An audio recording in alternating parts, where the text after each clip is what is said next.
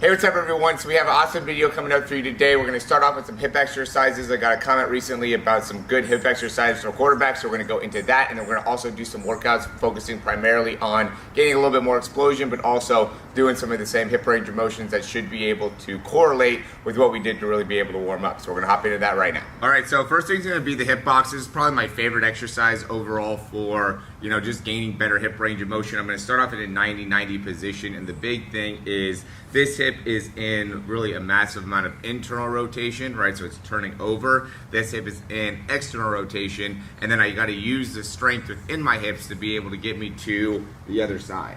So really when I'm doing this, I'm locking my feet into place, and I'm just moving from one side to the other, okay? When I do it, I can actually add a little bit more range, especially in the internal rotation here, by lifting up that back foot. So I'm pressing down that knee and I'm lifting up that foot, and that'll just add a little bit more range of motion into the movement pattern. And then, to be able to progress it, you could also grab a kettlebell or a dumbbell and be able to do the same thing, add in that foot lift, and really improve your ability to turn over those hips. And really, so if you're a right-handed quarterback, you want to be able to do this really well on this right side to help your hips get all the way through, so it helps you in being able to push off that back leg and then also absorb onto that front hip. So it's a great thing to do on a daily basis, really, just to make it so you have plenty of range of motion in the hips, because that's a big thing that impacts how well you're able to shift on that front leg. It's how well you're actually able to, or the range of motion that you have in the body to do so.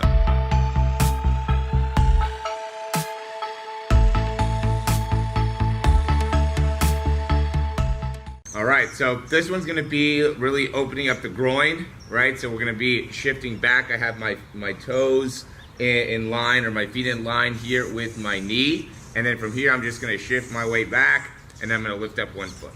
I'm gonna shift my weight back, and I'm lift up one foot. Still working internal rotation. So I'm big on making sure I have plenty of ability to internally rotate my hip, because that's really the big thing that we need to be able to create power when we're throwing.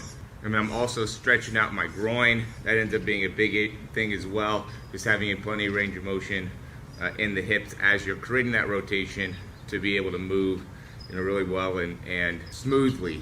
All right, so this one's just gonna be for really getting better range of motion within the lower back. And so what I'm gonna be doing is just coming up and across here, right? And this is gonna be a great way to be able to open up and get good hip extension within obviously my back hip, and then also be able to get good range of motion in my lower back and good disassociation in my body. So as I'm bringing my right leg all the way up and across here, I'm really trying to keep this right shoulder as closed off as I can. So you can see my hips opening up here to help me getting that disassociation. A lot of times you have people, you can see for me, a little bit more stiff in their back from one side to the other, and that really ends up limiting their ability to create that good hip and shoulder disassociation when they're throwing. So for this one, what we're gonna do here is first shift forward, create good extension, kind of open up that lower core, lower abs, make it so we can stay nice and tall. And then from here, I'm gonna shift back, and as I shift back, I'm just gonna come up and across. Again, being able to work on that hip and shoulder disassociation. So I'm really locking in with my hands. I'm like pushing down through my thumbs, and then really reaching back with my opposite foot to make it so I can get better range of motion in that hip and being able to open up that hip the best that I can. I'm gonna quickly interrupt this video just to say, if you like the information, go ahead and click that thumbs up, subscribe to the channel, and we're gonna hop right back in the video. All right, so the big thing with this is I'm gonna be in a 90-90 position. It's kind of similar to the same setup as the hip box. And then what I'm gonna do is I'm just gonna turn, and I don't really need to have, I just need to get both hands to about where my hip is. I can kind of stack if I want to there. That's kind of the original exercise. You're almost like supposed to stack the arms. I don't always do that.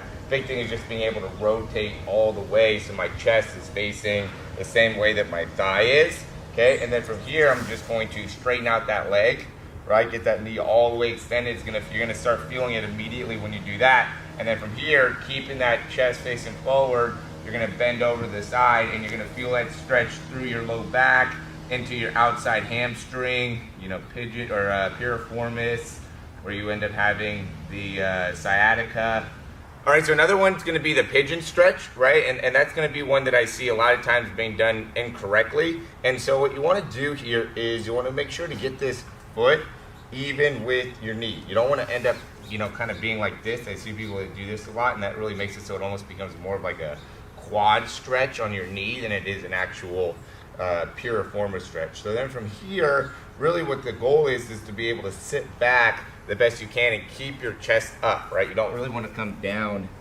here too much. You really want to be able to keep that chest up to be able to sit back into the hip the best that you can. All right, that actually ends up being like a hip flexor stretch as well.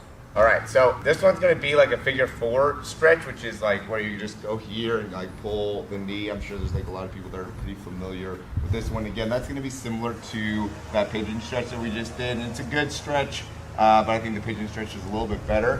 What I'm gonna do here though is I'm gonna actually kind of make it, and so it's a bit of a external rotation stretch on my left leg, and then also a hamstring stretch on my right. I'm gonna do that by pulling here on my right leg. So I'm really trying to keep that leg straight, and then I'm also with my elbow kind of pushing down here the best that I can.